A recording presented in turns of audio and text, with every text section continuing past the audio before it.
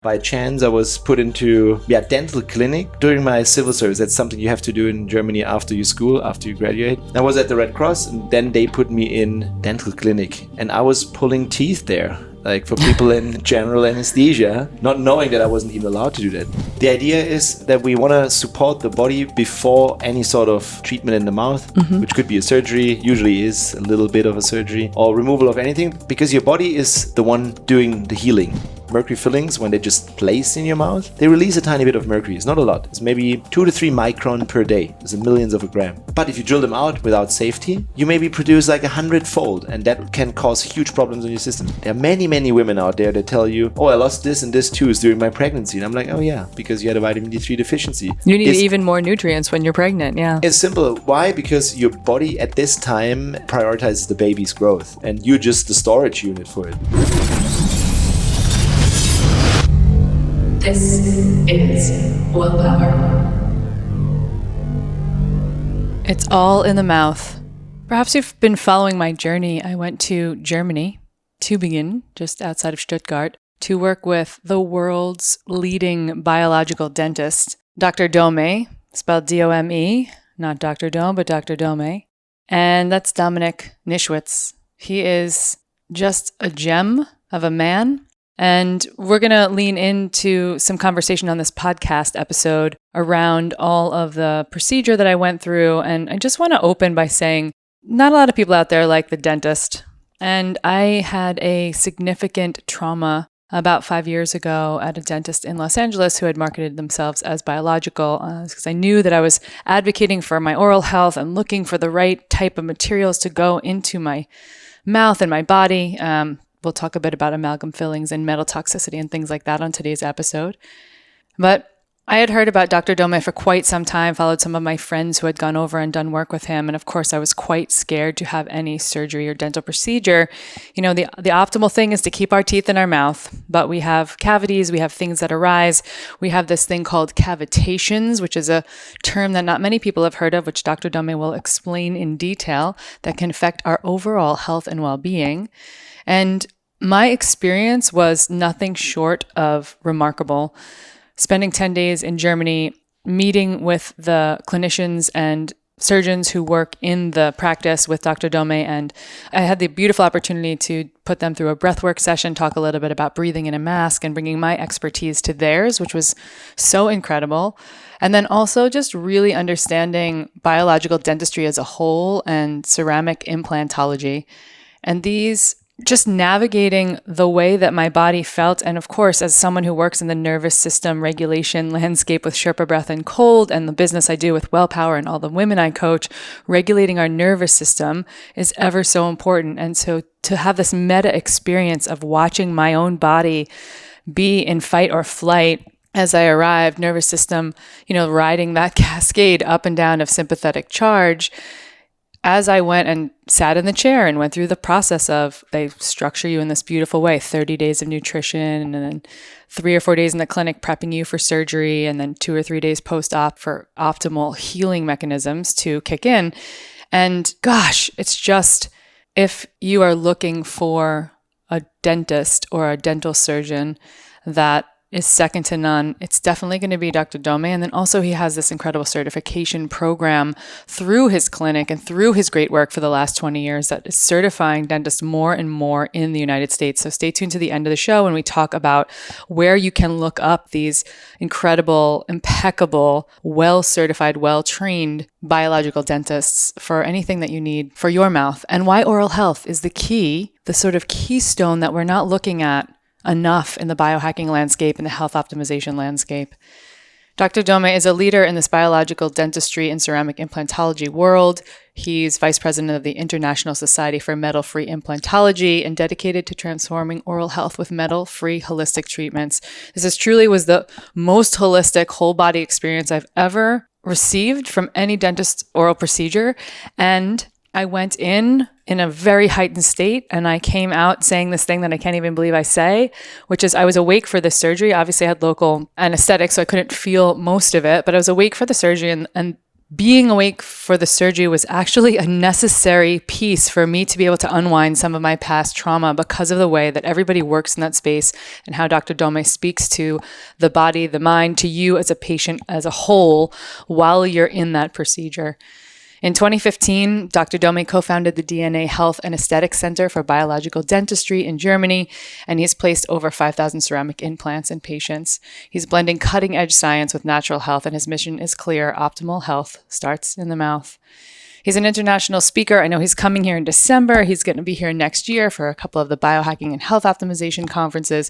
He's a best-selling author of It's All in Your Mouth, and a consistent promoter of his mission online. He's truly dedicated. And let me tell you, I sat down, had coffee with him, had a meal with him. He's a passion player when it comes to oral health and really making sure that clients and patients feel comfortable and understand everything that's going on so that there's nothing left up to guesswork, nothing left up to our imagination, which sometimes the anticipation of this work can be worse than the actual work itself.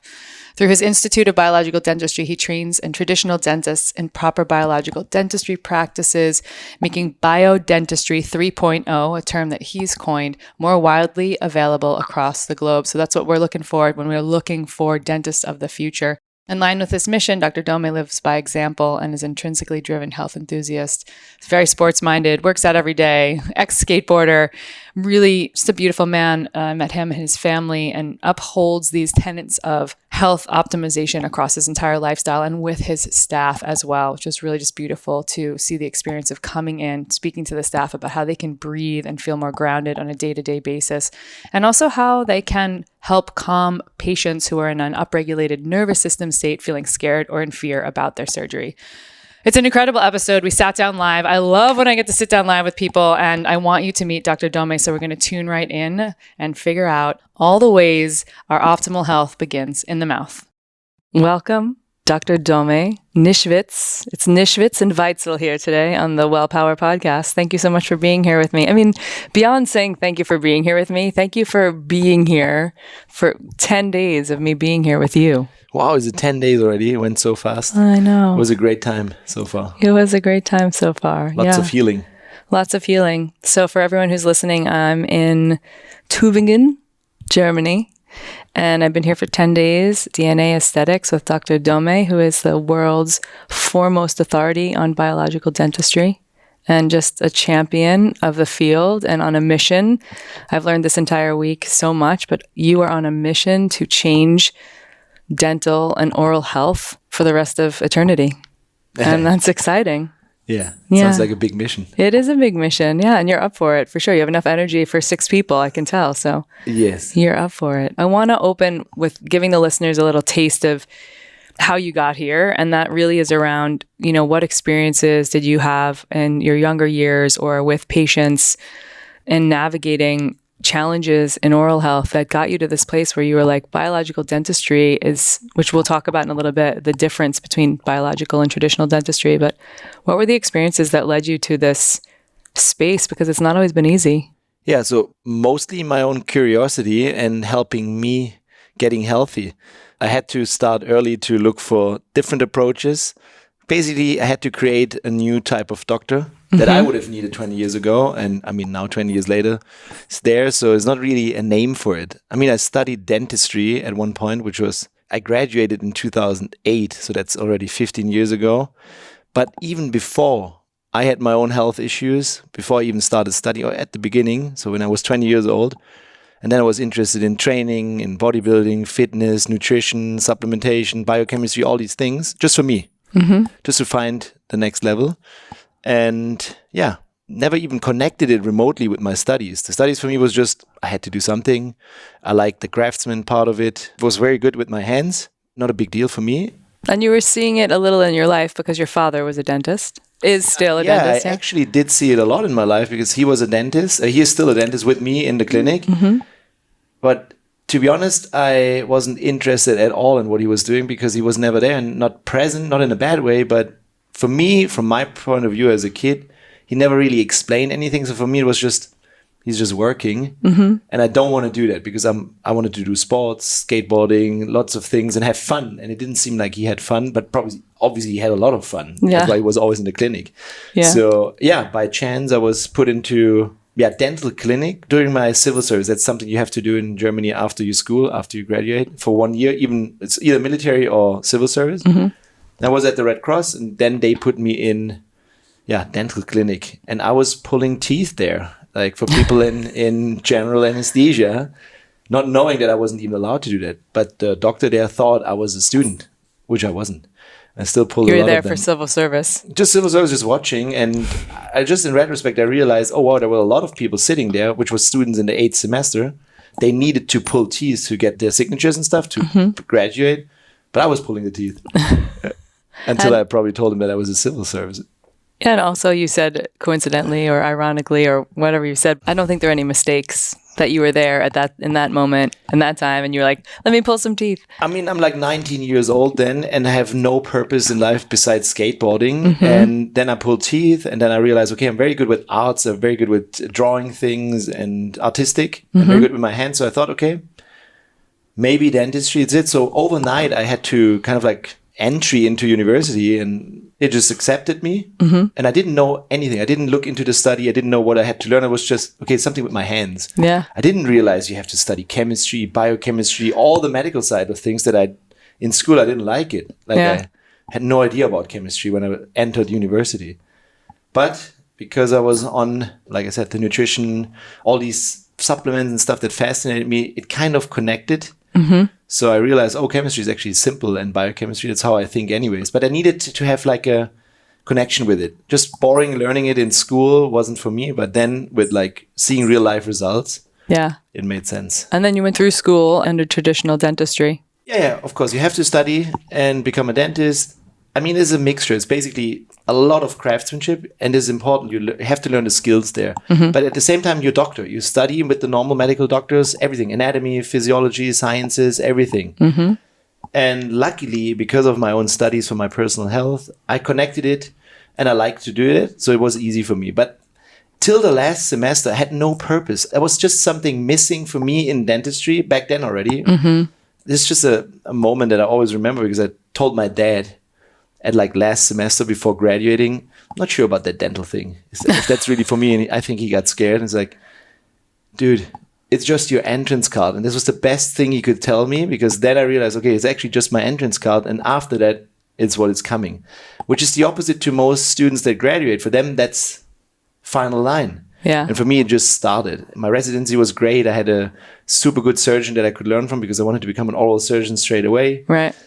Because of all my studies in the field of nutrition, or what you would call functional medicine these days, or biohacking maybe, I realized I can't do mercury fillings, which my boss still did. Like I found them ugly. They're just black. And then I had to look into heavy metals and YouTube and detoxification, all these things. And a whole new realm opened up for me, which kind of like sucked me in. And I started to go see every single expert worldwide that I wanted to learn from directly. Yeah. I was just addicted to it. I was reading books and books and books. And if you know me, I only do that if I'm passionate about something. I'm not the book guy. But if I'm interested, I will read everything. Like for skateboarding, I would read every magazine, watch every video over and over again. Same happened then for health. Yeah. I overheard you saying this week at some point that you were reading a book a day. Yeah, probably. Just during that time, you were reading lots and lots of books on it and diving into it. And then you also mentioned, did you go and study with Klinger? Is that what you said? Dr. Klinghardt is one. Dr. Klinger, yeah. Klinghardt is... Klinghardt. Yeah.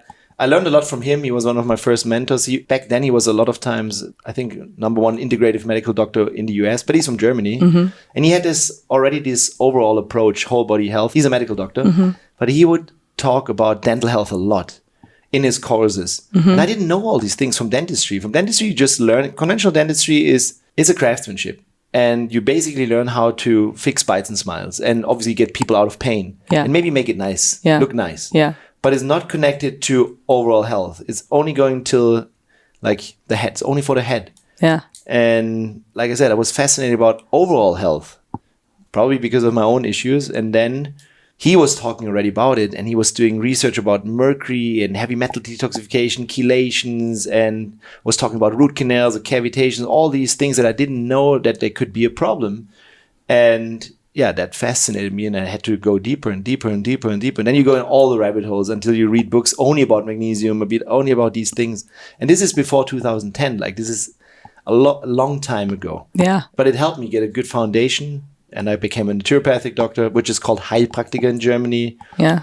Naturopathic doctor, yeah. Yeah. Functional medicine practitioner, neurotherapy, a ton of extra certifications, just because I was curious. Like I said, I was on the journey to find a new kind of doctor to help me. And then always what I learned, I tried to use in clinic and practice and implement and test again, and then use what is usual, reject what is not, and added my uniquely own. And now 15 years later, it's an overall health concept that starts with your mouth. Yeah. I always say that's the mission. Optimal health starts in the mouth and is not just the technical side of things. It's the melting of high-tech dentistry that we anyways do, as you can see here. Yeah, very high-tech dentistry. With functional medicine and health optimization or biohacking, what we do here. There's everything included for whole body health. It's the mouth-body connection. It's just a big thing that no one's talking about. Yeah, no one's talking about it. This is what's so, more than 15 years now, I've been navigating, what the biohacking industry has to offer, how I can optimize my health, starting with books on nutrition, much similar sort of background to you, although I'd never skateboard, didn't know how to skate, but just really digging into my own personal well-being and health to optimize my journey along the way. And all of these years, and for many, many years, I don't think we've ever had this conversation, but for many, many years, at least 5 years, I've been following you on social and seeing what you're doing and thinking, this is interesting and I don't understand it. And I also had a very significant fear of dentists and oral surgeons, as we talked about during the course of this week, with past dental traumas that came up with an extraction that was nightmarish, and looking for a biological dentist. The only reason I went and looked and knew to Google to look for a biological dentist in the United States was because of your social handle. And so for anyone who's listening, and Dr. Dominic already knows this, I went through a process of finding someone who was, an okay dentist in their right, but also was really promoting themselves as a biological dentist. And for me, that just meant that they were working with ceramics. It really wasn't whole body health. I mean, I didn't know that at the time, and this is sort of why everything went down in a negative way. Let's just leave it at that, and gave me a bit of trauma in the oral surgery that I had and all of these things, and how I showed up to your doorstep to say, okay, here's the big question for you, for our listeners. What is the moniker? What's the way that we go out and find someone? Like, if maybe you can just start by describing the difference between traditional dentistry and biological dentistry. It's more than just the materiality. Yeah, but also maybe you have to clarify that biological dentistry, there's no standard for that. Everyone can call himself a biological dentist or a holistic dentist. In Germany, the word holistic is ganzheitlich.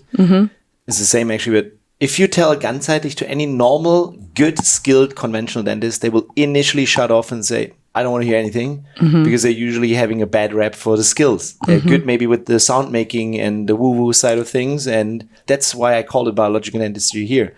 So no trademark, no standard, nothing. So it could be marketing. But in a nutshell, there is a technical side of things. So the conventional dentist, like I said, mainly trained to help you fix your bites and smiles. Usually always gets the drill, fill, and bill. Yeah, just a dentist connotation, which is unfair, but that's the way how we're seen. But we need to change that. And what we do is a high-tech biological dentistry, which is, from a technical side of things, just no metals. We look different at root canals. Usually we don't do them or remove them. We do ceramic implants, and we take care of chronic inflammation in the jawbone, and obviously is no metal at all. So that would be the technical side of things. Yeah. But this is just level one. So melting this with functional medicine, nutrition, supplementation, health optimization, such as tools from biohacking, hyperbaric oxygen, intravenous nutrition, all these things together make it the BioDentistry 3.0 concept that I'm teaching. And this is a completely new breed. I call them the real biodentists or real bees. They also practice what they preach. That's why real bee equals be real. So they need to change their lifestyle, start with themselves. I mean, you've been here and you met 2 of them already. Yeah. That start with their own health, with their own surgery. Because I think we need to practice what we preach and walk the talk just in order to help our patients on the same journey. Otherwise, it feels like a disconnect. And yeah, a big disconnect. I think there's a big gap between what we are hearing from our dentists or people who are working on our mouths. As I mentioned to you the other day, the people who did my surgery, even though it was pretty intense in 4 hours and I was in a lot of tears, I went home and the next day there wasn't much follow-up. And here it's been a completely different experience. So part of the biological or the BioDentistry 3.0 experience is that from 2 months ago, I got videos and information and a nutrition plan and supplementation to really prepare my body for the surgery that I went through, and then all the way through the surgery, which I was awake for, which I could not believe. Even smartly, no one told me I would be totally awake for it until I got to Germany, because I think I would have worked in my head this whole story about fear and I should go under and how is this going to work. And I'm so thankful that I could be, obviously I'm numb, but that I could be awake, because you talked me and you even talked my body through sort of the process of things happening during the course of surgery. So really setting everybody up for success. So I want to speak a little bit to what people can do to sort of preventatively be taking care of their mouth and their smile and prepping, their bodies in general for health, but also to how you instituted this protocol and how it's received by people here. Yes. So you mean people in general, so that they don't even need dental repair at the first? Well, that's the end game, right? That's the goal. Maybe you don't need dental, let's get to a place where we get our teeth as healthy as possible, and then we navigate anything that comes up. But you mean how to prepare? How do we prepare? So basically, the idea is that we want to support the body before any sort of treatment in the mouth, which could be a surgery, usually is a little bit of a surgery, or removal of anything, because your body is the one doing the healing. It's not me. It's just me helping you heal. But if you're in a state of, let's say, I always call it hibernation, your body is in a depleted state maybe, or more catabolic, meaning you don't have enough nutrients to support healing afterwards. Then you have more swelling, more pain, less bone healing, less systemic health. Therefore, we start before, like you did 6-8 weeks prior. I mean, you're already a biohacker and you know your nutrition, everything. I wouldn't need to tell you anything, but the general patient doesn't know about these things. They don't even understand that teeth are part of the body, usually even the dentist, and that if you have problems with your teeth, it is a sign for overall decay, not just tooth decay. So we support with the food design concept, nutritional support, as well as the right micronutrients that help your body be in a surplus. Like I said, to be anabolic, your body should be able to build tissue and repair. And then obviously you have less pain, less swelling, all the things possible, and heal from there. So that's why this is a big part in the teaching. And this is also why, in my opinion, the real biodentists, they need to practice it themselves. They need to know exactly about nutrition, how to get them in good health and then good shape and all these things. It's all the same. But this is not heard of in dentistry. Yeah, and especially in the States. And I think this is what's so exciting also, because I'm a nutrition specialist. I'm coaching people on nutrition. But even when I got your protocols, it was like, great, I'm 85% there. And then, we all have moments where we're like, well, I'm a little off here and I haven't been managing this well. And then it really just reaffirmed or re-upped me into, okay, let me level myself back up to that 100% clarity so that I could feel better and be giving myself the nourishment I needed coming up to this trip, right? Including long-term travel, long-haul travel, right? Yeah. So wanting to make sure that all of that exists. And then working through the 10 days of me being here, having IV treatments and hyperbaric and all of that really just helped continue along with all these protocols. So it's been beautiful.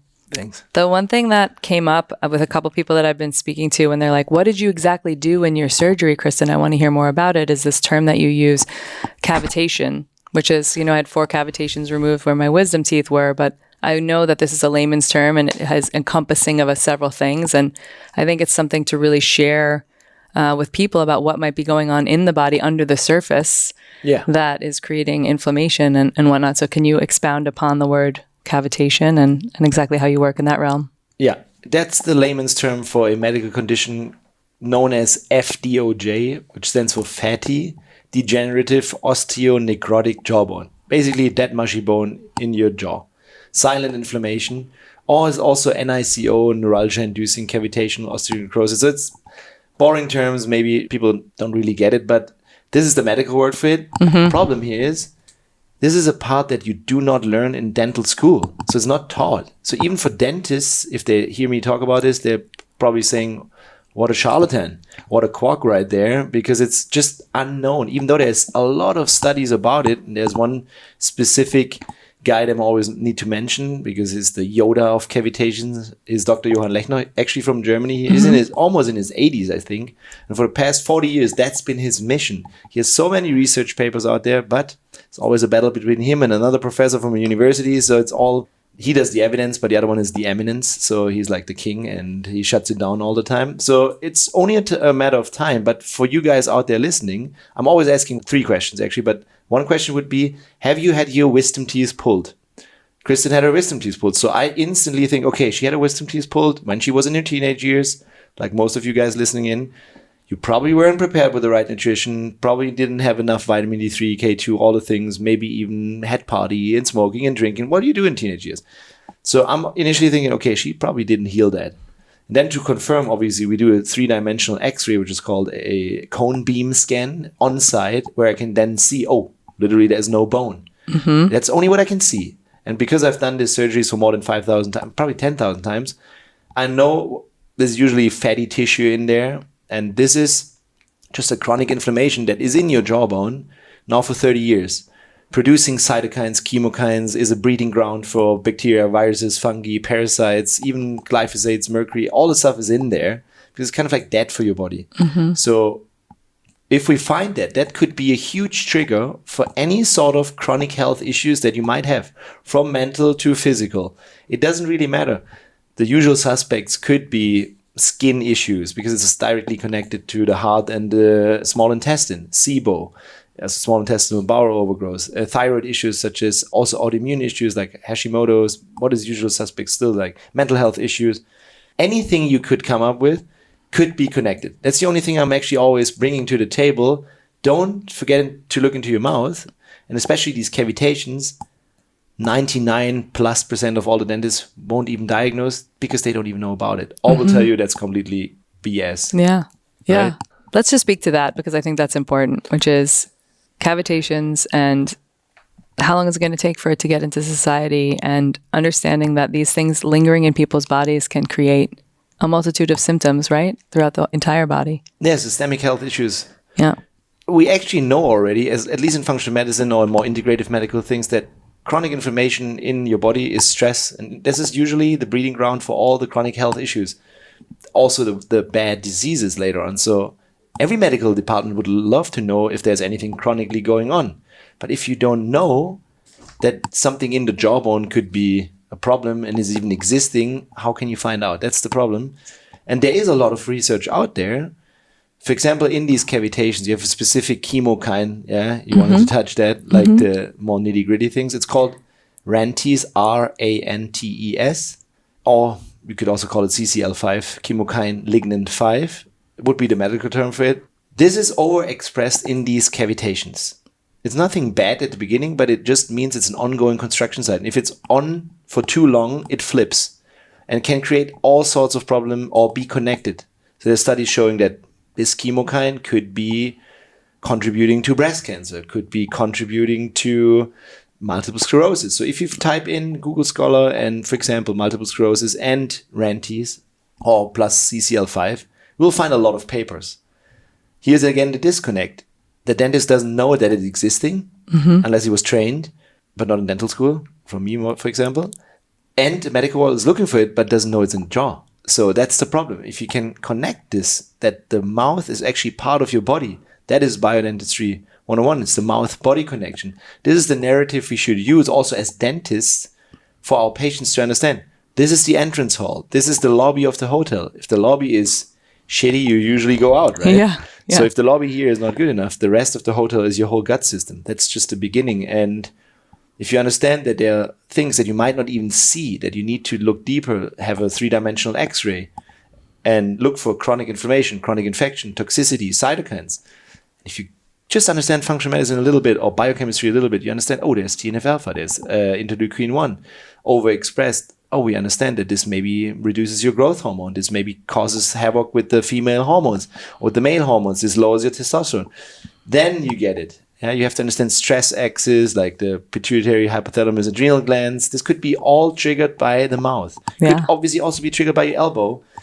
But the mouth is the part that no one looks at. But the mouth is the extension of your brain. So it's really your central nervous system. That's the computer there. Yeah. So it's way more important for your body, this part, than the arm. Yeah. Even though for you, maybe the arm is more important than your jaw. No, but yeah, I went down the rabbit hole last night. I said to you, and I looked at when we're an embryo and how we start, and we form from this flat 2-dimensional thing to a tube, and then the teeth are inside that tube, like the cells that build the enamel of the teeth are in that tube, and then it's almost like your teeth are coming from your brain, and the whole body forms around it, and it's so But none of this I knew, right? Because my dentist would have never explained it to me, and I didn't decide to have capacity to research it before this moment in my life. There is again a disconnect also in university. You're learning all the medical things, but you're still the technician.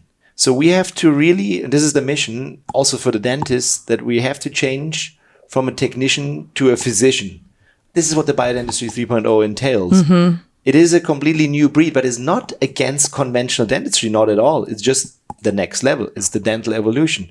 So if you're up and open-minded for that as a dentist, usually they are coming right now. It's still a pioneer phase right now. Yeah. I thought it was me pioneering 15 years ago, but still. No, it's definitely the pioneers now. And when we use this term in America a lot, that you're disrupting a category. And I think it can have an interesting connotation to it, but just disruption in a positive sense, like it's shaking the trees to say, hey, things need to change. Now we know so much more. It's time to level up all together collectively, which is so much of what you're about. You've said to me more than once, I don't want everybody to have to fly to Germany. I want more people doing this around the world so people can get healthy. And I want you to speak about this disruption because you've said there's been a couple eras of shitstorms in my life over talking about, conventional dentistry and biodentistry, and to speak a bit about how you navigated those because they couldn't have been easy. No, it's not easy. At that time, it's not easy because I'm not trained that way. I'm just interested in people that are successful. I was always looking up for hanging with those people because I felt, okay, great, they can make it, so I can maybe too learn from them stuff. So I was not in an envious or jealous world. So for me, obviously, everyone is then the same. Like, let's say 15 years ago, I thought, okay, if I find something new, everyone will be interested. You're just naturally curious, more like a kid, passionate about things. So imagine me coming on stage, only 30 years old, big audiences, and on dental congresses. And I would give a speech about root canals being a health issue. And I would get attacked on stage. I would just present for 30 minutes, but then after 30 minutes emotional talk, basically spitting at you and completely wrecking you a little bit. So that I didn't bother too much. I was just to my wife back then, I was just Ma, this is not too much fun. I don't want to do that because I was already starting to train people that are more interested. So I realized, okay, you cannot criticize your colleagues. You just inform them. I started this. But then I wrote a book. Which was that was the hiatus of everything. I wrote a book in German called In aller Munde. It's also in English. It's all in the mouth. Yeah, exactly. It came out in 2019 in Germany. And back then I didn't have really experience with the press. But obviously in my hometown, there was someone with a book. So they wanted to have an interview. And I obviously gave an interview. And I just told them from my past experience, please do not criticize my colleagues. Just inform. Write it that way. But I didn't double check. I didn't know that you used to proofread or sign off on anything. I just said them go. For the article, you mean? For the article, for the newspaper. And I was on vacation actually when the newspaper came out. And the title was great. It was like a dentist that hits a nerve or something like that. But below, the subtitle was basically saying Nischwitz is criticizing all his colleagues and dental university worldwide, so to speak. Oh my God. That ended up in a lot of shitstorm. My office was calling me from morning to evening. There's people calling in and there's all these letters to the newspaper and these are colleagues and the university's coming after you and this and this and this. It took a while and became a big thing. Let's say nationally in Germany. At the end, I had a love letter in every magazine from all professors. That's nice. Yeah, writing that is complete bullshit what I'm writing because root canals are amazing. Oh, they wrote. Oh, you're saying love letter was an exclamation mark. Yeah, more like a hate speech. Not really a hate letter to you. More like a hate letter. Yeah. But I realized then, actually, it was great that I had these shitstorms because I could also see the outside perspective and also learn what I did wrong. Me being just naive. Just thinking I can help everyone by bringing change. But I realized, okay, the biggest fear for most people actually is fear of change. And I love change. Yeah. So I'm not saying that what we do right now is the best. I'm just saying we try to be the best. But if there's something new coming up tomorrow, I'm the first one to adopt it and try and use and see if it can fix it in. Yeah. So I don't say that a ceramic implant is the best option in the future. The best actually is your real teeth. But you know what I mean? I'm always staying curious. And I thought most people are the same. They're not. So I learned this. I realized, okay, I just have to down a little bit and talk to the right audience. That's when I started to actually kind of leave Germany, start speaking English because it felt like a glass ceiling here. And in Germany, the mindset is usually successful people are not really cheered on. It's more like jealousy you have to earn mindset. It's really negative. Versus I felt in the US, it's more like, successful people at least get a little bit of like, or there's maybe a cheering. growth mindset and More people are like, growth hey, mindset. tell us more about what, what you're doing. And we want to hear. Yeah, we want to learn. It makes sense. So I started this and I started to stop speaking to dentists, but only speak to the public. Like the book was written for the layman. I basically wrote it for my mom. So that And it's in English for anyone who's listening, right? It's all in the mouth. It's in English now. Exactly. It's not a medical textbook because medical textbooks are very boring. Yeah. So it's really kind of like a thriller. You just read it as whatever, super simple, explains the whole concept, is all foundational and talks about nutrition and all the things. So people received it quite well. And this is now, again, 5 years later or even 6 years later. And the shitstorms are quite okay because I realized they either hate you or love you. They will never all love you. It's all fine. Yeah. But it gave it a little bit more traction. And then COVID hit back then, like a year later. And this accelerated the whole global health transformation, in my opinion, at least what I see. 100%, right? Yeah. So now, 5 years later, 50% of what I was criticized for in the book is medical guideline in Germany. So doing ceramic implants for a decade now, 5 years ago was still, he's doing bad things for your patients, they don't work, whatever. He's taking out root canals, but now ceramic implants is medical guidelines. So you have to present it to your patients as a dentist. If you don't, now the dentist is screwed. Right. So now obviously they have to come and change. So patients have to be given all options here now, yeah. They have to. This would be regulations. If you don't do it, it could be a problem. So it doesn't change because of a health perspective for the material. It's just more an aesthetic thing in dentistry.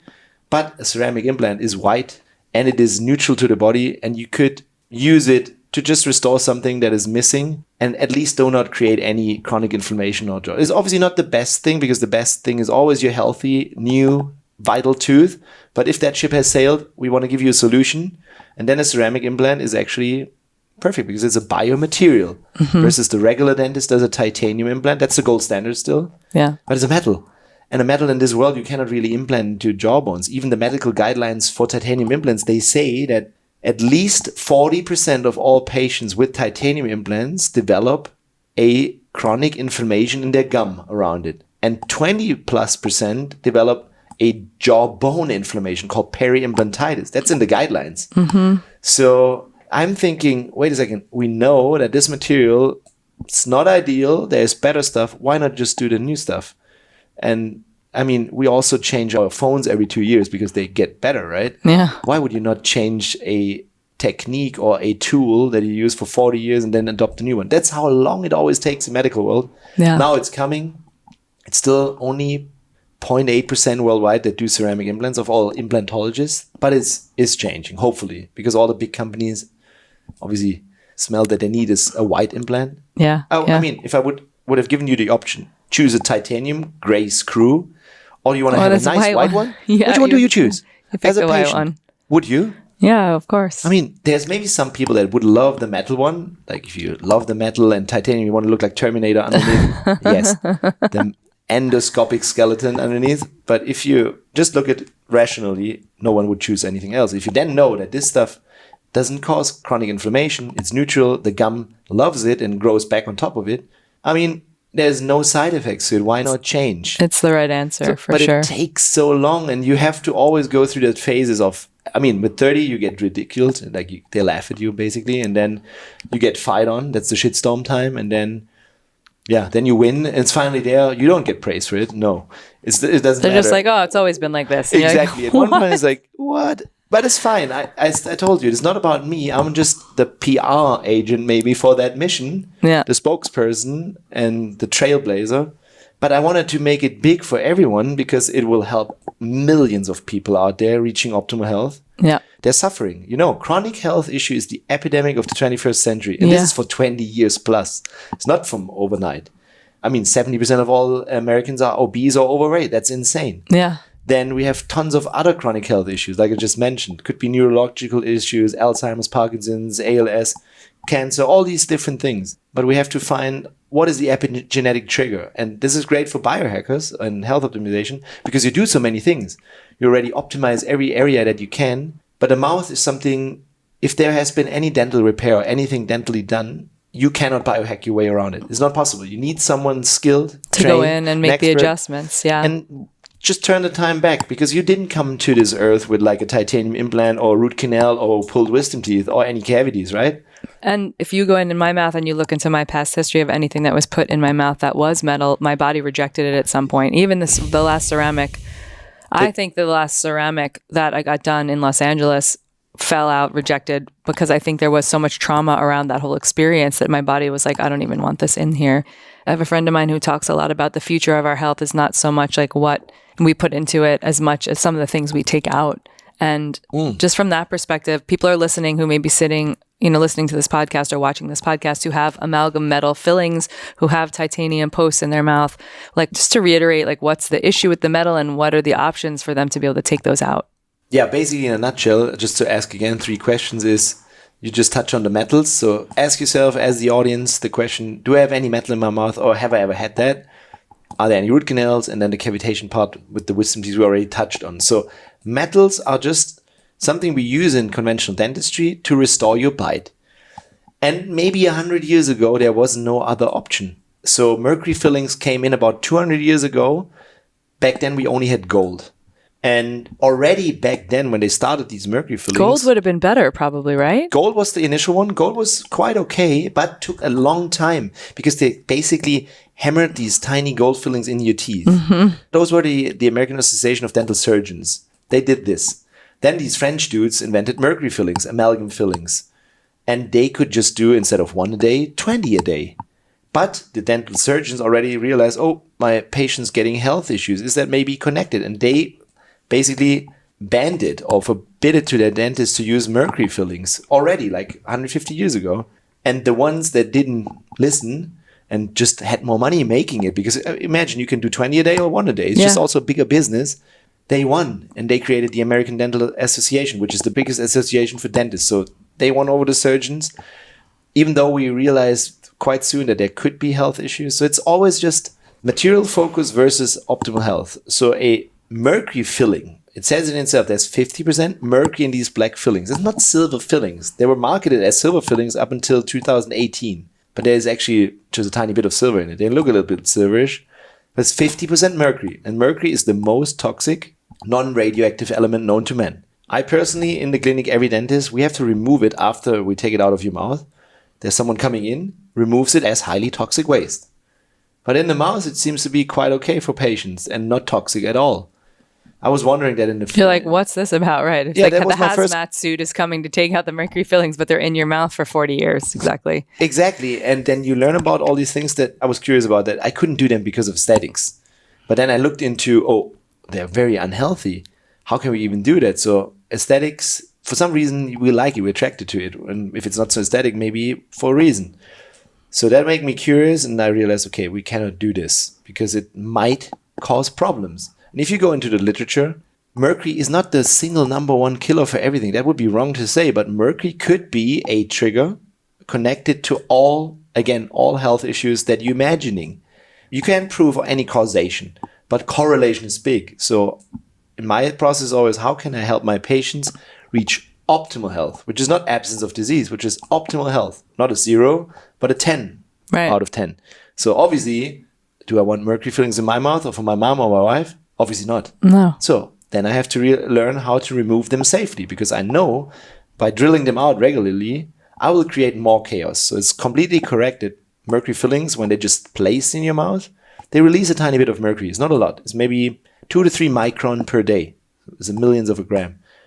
But if you drill them out without safety, you maybe produce like 100-fold, and that can cause huge problems in your system. So that's why I always say, don't freak out when you're listening to new information and you have these fillings in your mouth.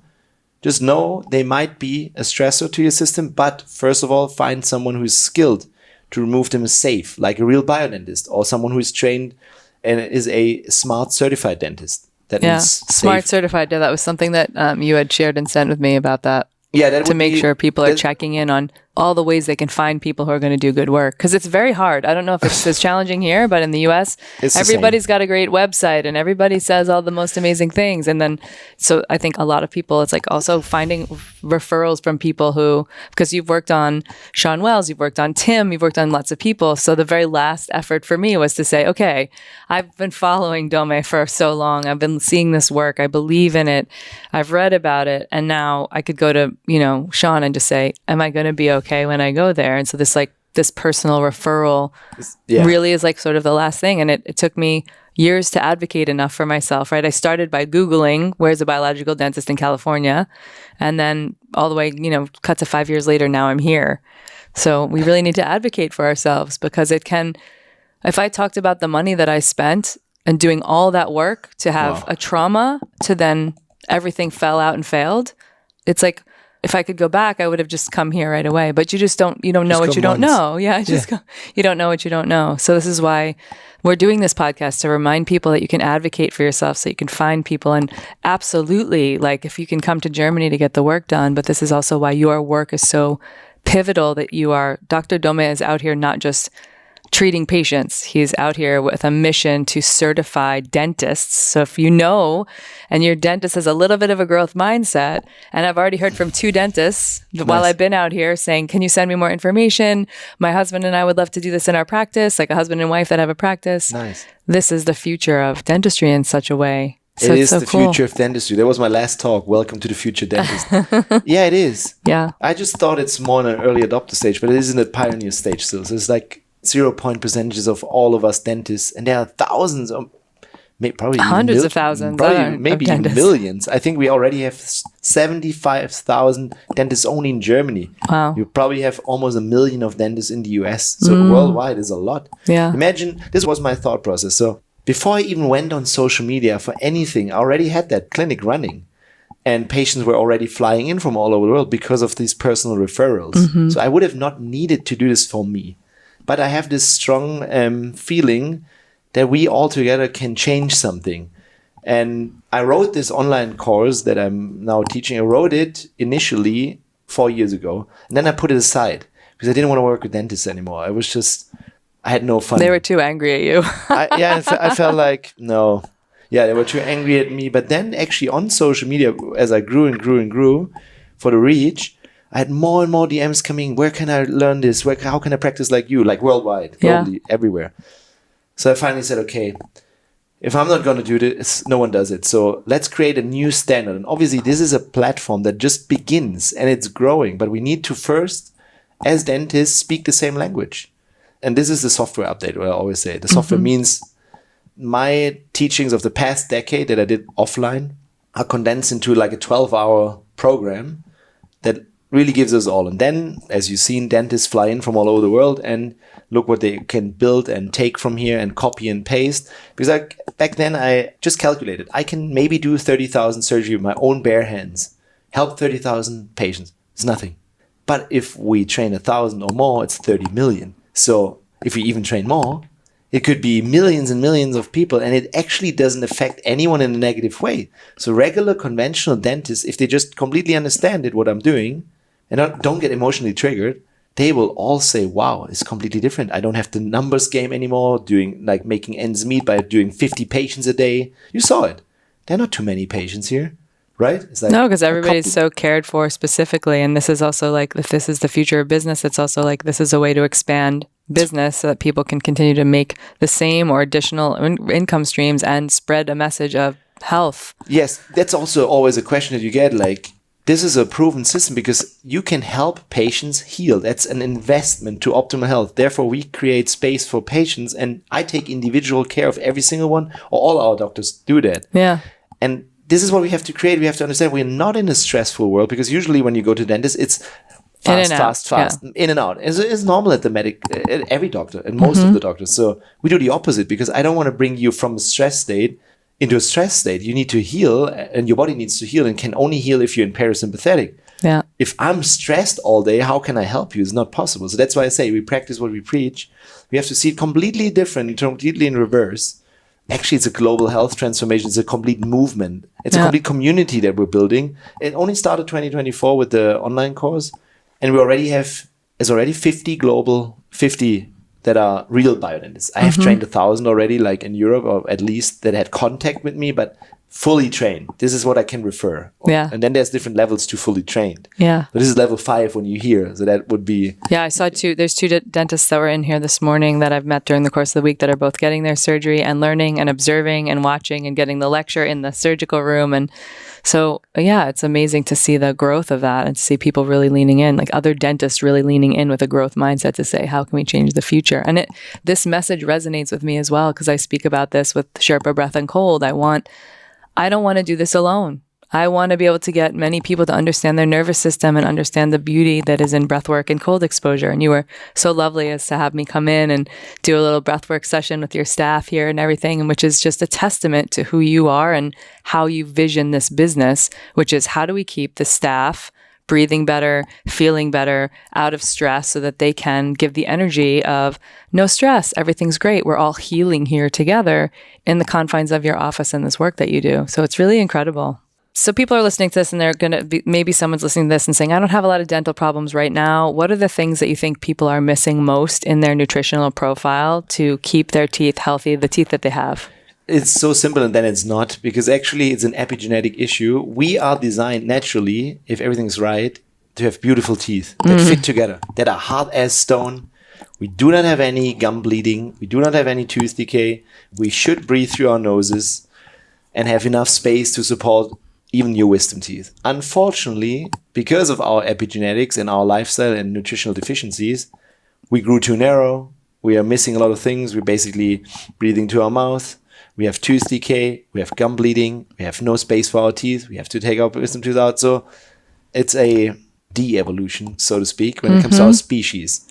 And Weston Price already, he is a dentist, you know that, he was a dentist back in the day. He was actually the chairman for the American Dental Association, so a high-level dentist. And he was curious. He traveled the world, and he was curious back then, how is this decay and everything connected to processed foods?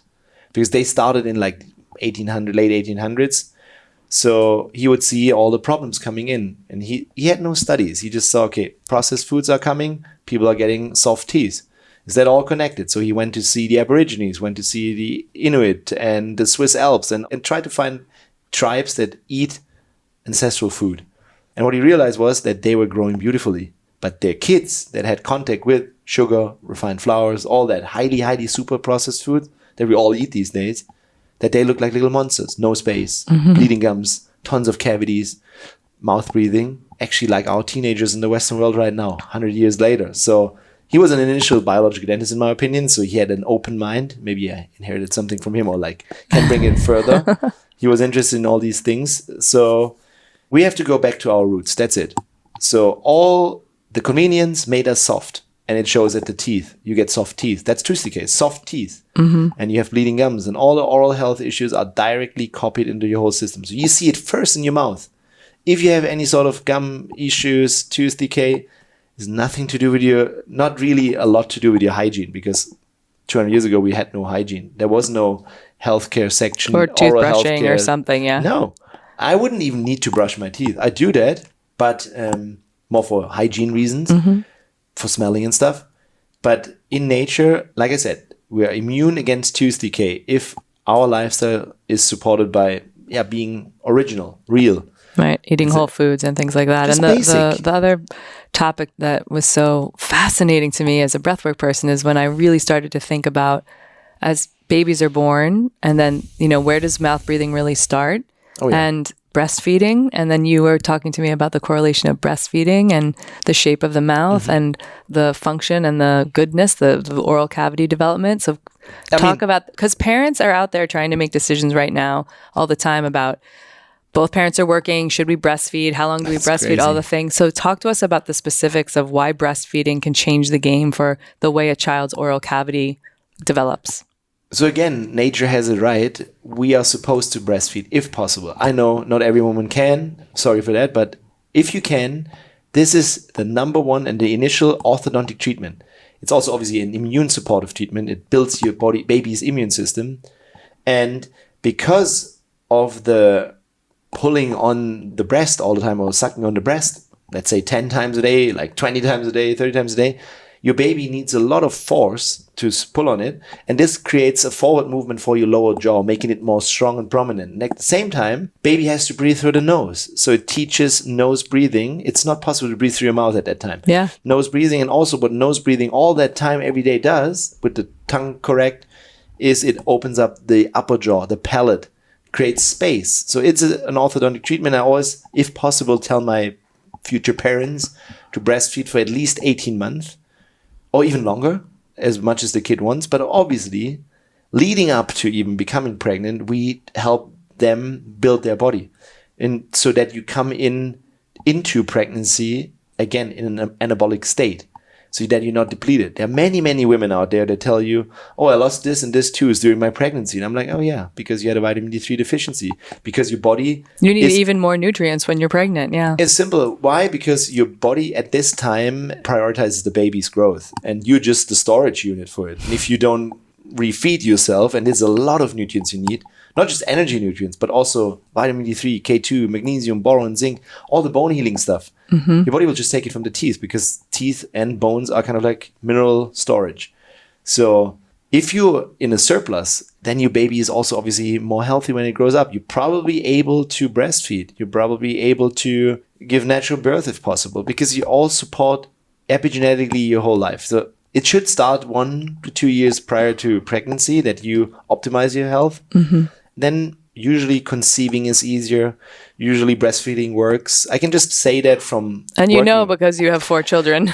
I have 4 children, but I can also say that because I have a lot of friends that were following our lead back then that also have a lot of kids, and I have a lot of patients that also have a lot of kids. So I know that it works, but you have to start early and you have to be consistent, and do not listen to the media or anything.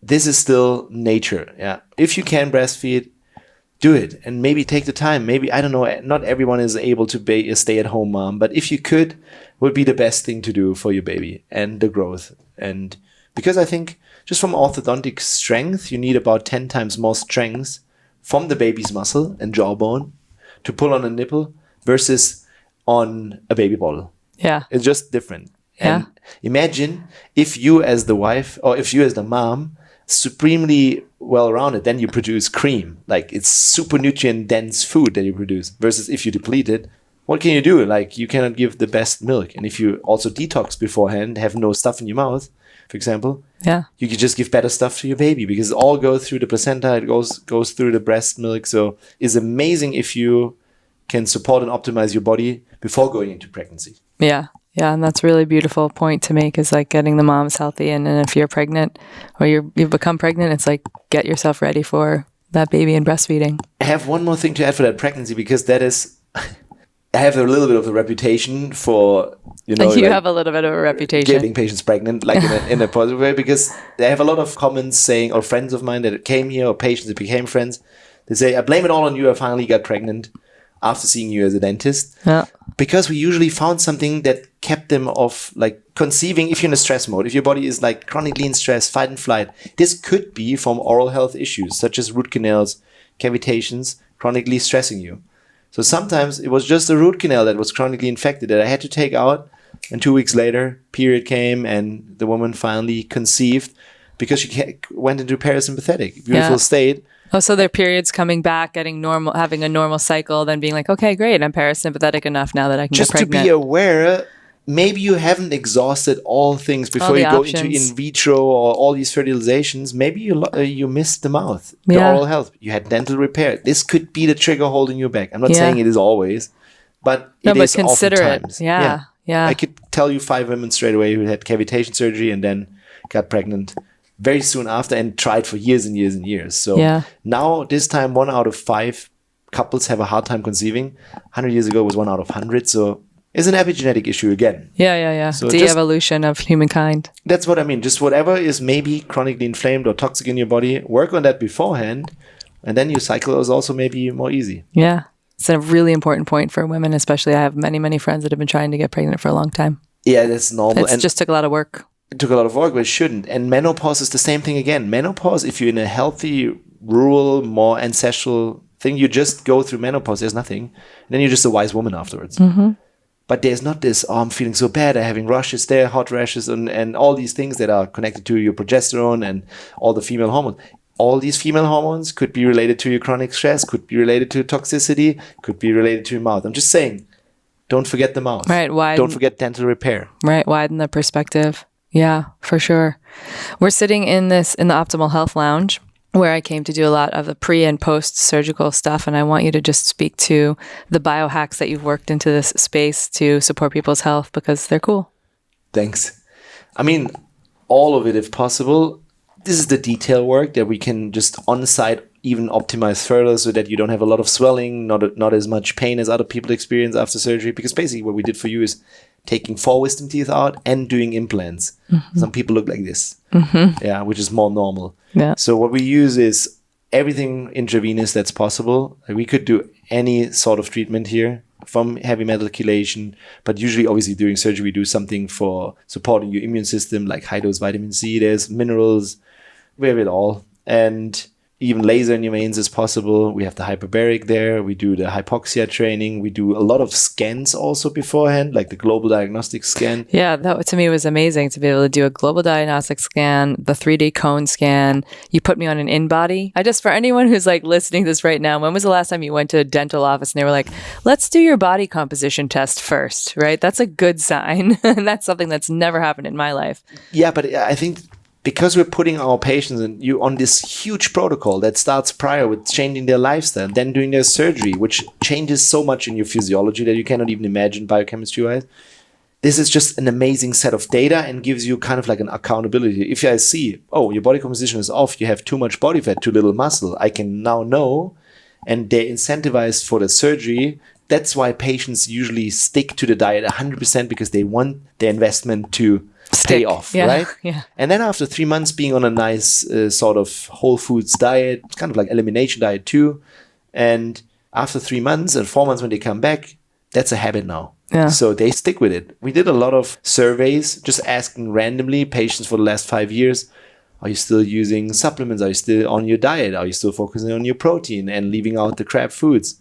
And they usually do. I mean, it's 80-20 probably, but most of them do. So it's adherence because they're like, they put their money behind it. They're investing. They know it's going to be the best support for their investment. And then they feel the create difference. A habit. There's one patient who was healed. She did her next in-body now after surgery being 6 months ago. And she lost 20 kilograms in that phase because she was so strict, like a soldier. Mm-hmm. And she didn't lose muscle. She didn't gain muscle because I told her you have to find a good trainer. That's the one thing she didn't do. But she stayed on muscle, but she lost all fat. And it's a lot. Yeah. And this is obviously a lot from stress that we relieved. If you do something in your mouth, in your central nervous system, it's basically your brain, change all these hormones, all these cytokines, your body will just naturally release water, release more toxicity, all the organs will work better in coherence. Maybe your gut system starts to just produce more digestive enzymes. So it's all kickstarting. And if you then just do the right food, like support your body with real food, that's just so simple actually, then it helps. And then you heal. Because I'm not like, you go now to America and you, for the next 4 months, you heal on your own. I should give you some guidance or at least a manual on how to stick to, because you're not sitting on my lap for the next 4 months and I can tell you, eat this, eat this, eat this. But yeah. This is the 80%. For all chronic health issues, your lifestyle and nutrition is the foundation. Yeah. And oral health is foundation. And this is what we need to bring over, that luckily people like Huberman finally talk about it. Yeah. That they added into their foundations for optimal health. The mouth. It's the entrance to your gut system. The gut doesn't start here in your stomach. It starts in the mouth. And if there's something placed or dental repair or the microbiome is completely out of balance, it will affect the whole system. Yeah. That's the only thing we bring into the table. Is not gunning for everyone. Is just that part 2. Expanding it. Yeah, part 2 for sure. Yeah, this is the protein push is so important, I think, for people as well. It's just so many of my female clients are under eating protein, and just like the need for that is so imperative, really. Do you give them also like 2 grams per kilogram ideal body weight roundabout? Yeah, that's 1-to-1 pounds to grams. Yeah. But for you, you're on the metric system here. We do 2 grams per kilogram is 1 gram per pound. So yeah. So it's about the same. And, when you look at the recommended allowance, they would say, oh, it's 0.6 to, 2.2 actually. For pounds, it's like 0.6 to 1.1. To 1. And I'm like, no, it needs to be 1. Yeah. Like we're just not eating enough protein and we really need it. If you see the phase of repair like a competition or like something we really train for, or like bodybuilding phases or athletes, then you know you need to have a surplus of the right building blocks. Not necessarily a caloric surplus, just a nutrient surplus. Yeah. Yeah, and the right nutrients, because we're Just not necessarily getting important. those. Exactly. You can have 2,000 calories with nothing in it. Yeah. But you can have 2,000 calories and you ate a lot. Yeah. Right? Yeah. So calories are maybe it's still king, but designing the right macros and then skipping, obviously, step one is always skipping the bad foods. The red chart in my food design is always no gluten and actually no dairy, at least no conventional dairy. I mean, biohackers do raw A2. Maybe I did a little A2 and a little sheep. Yeah, but that's fine. But not a lot. Yeah, but already explaining this A2 dairy versus just stay away from dairy is too complicated. That's why let's go off a little bit. Dairy. Yeah. And then no refined oils, obviously, and the classical one, no sugar. That's it. Just go with eat real food. What you can fish, hunt, and then gather. Maybe. And forage. Exactly. It's super simple. Yeah. And then it's not because you have to do it, right? Because then you have to do it. No one can do it for you. If I had $1 for every client that said, but I hired you. And it's like, well, you have to do the work now too. But you can feel it here too. I put responsibility back to you too. So yeah, absolutely. It's a two-way street. So it's an energy exchange, actually. I also want you to do something. Yeah. I'm not the guy who just helps you and you then like, you want to have everyone take personal responsibility for their health. It's both of us. And then we have a nice success and you more healthy and then it becomes a museum of life experience for you, hopefully. Yeah, it does. It does. So you wrote the book on it, literally, All in the Mouth. And I just wonder, is there another book in the future? What's that one going to be about? I actually didn't really want to go a book route again, but Remy actually is on my case about that. It could be a new book or could just we have a mutual friend named Remy who we love. Hi, Remy, who we love, who was another referral point for me to come to you. Yeah. Yeah, he was here too. Yeah. And he said maybe another book would be good. That would be more like expanding it. The last book is still about the mouth, let's say just the mouth concept, but we could add so much more to the table. Yeah. And just expanding it for the dental community. So if you are listening and you are working in the dentistry industry, and if you're listening to this and you have an open-minded dentist, I think these are things that we can sweetly and subtly suggest to the people we work with locally. Did you not tell me the story about this woman that was like, I'm doing this for 20 years, it's so boring, the dentistry? It wasn't you, was you, right? I'm sure she'll listen to this as well. Yeah. And this is the main thing that most dentists do. They're really, like 2 weeks ago when we did the Congress, the JCCI, there was a very great real biodentist from America. She's only on the train, on the biodentistry train for 3 years, but she completely changed everything radically. She was like suffering in her dental thing. She was not fulfilled, just doing the same thing over and over again, couldn't really help patients, overworked. Really, that's a normal dental career. Yeah. And then she took some time off, found us, found ceramic implants, found then the whole biodentistry realm.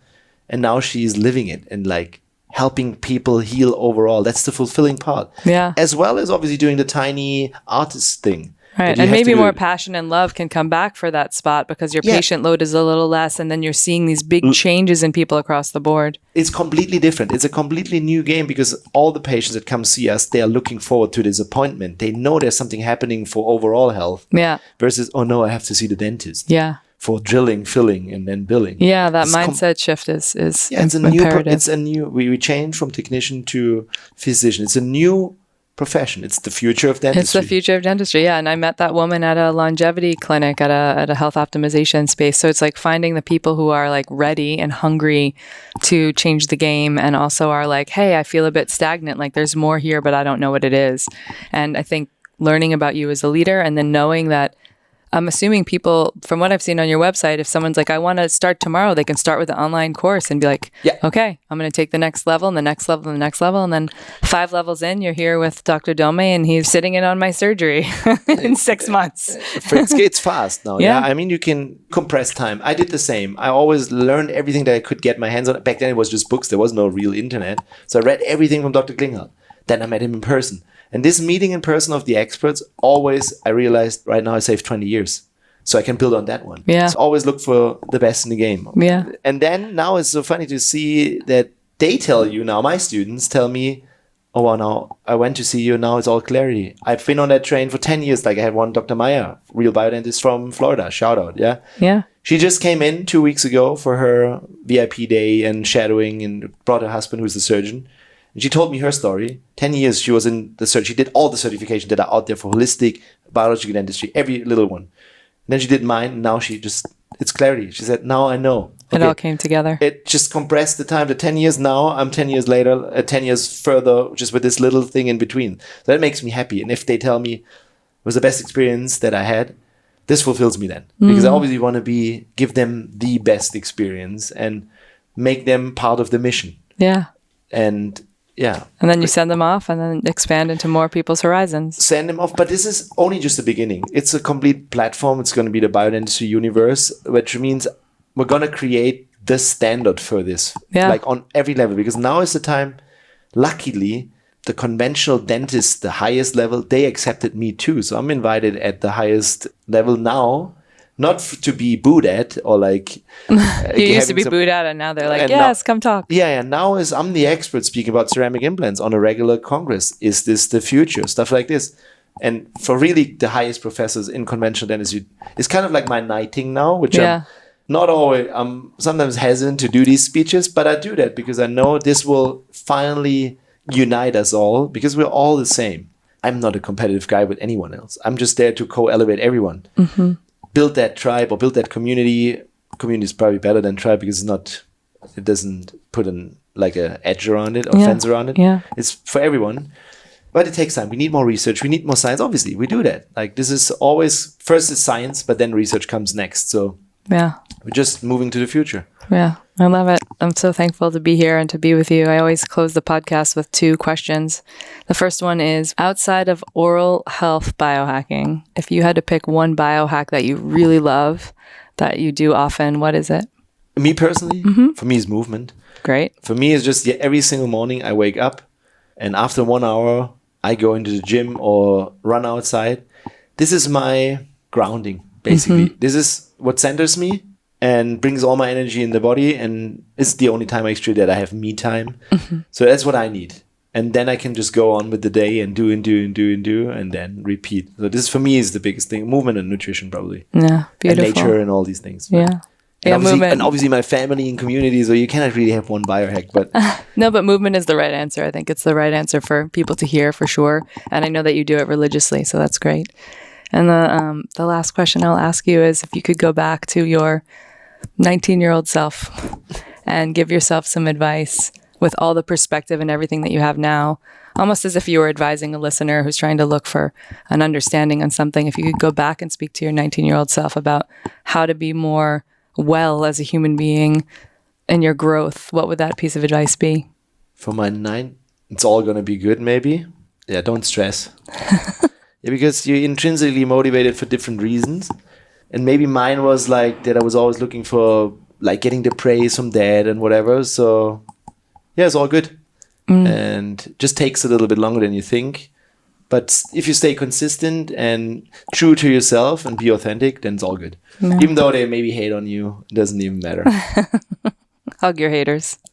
Yeah, and usually if you meet them in person, it's all good. Yeah. They just didn't really understand it. Maybe it was a wrong sender and I didn't get the right message out. Yeah. And even, in these days of social media, they scan through snippets. We will probably have some snippets from that podcast, and then it's probably one that is a little bit more catchy. And then it could trigger someone emotionally, even though they didn't listen to the full episode. So that's how these things are created. Works, yeah. You have to get the full picture, and then there's solid science behind whatever we do here. It's not just a woo-woo thing. And we don't play what is that thing that you singing said? Bowl.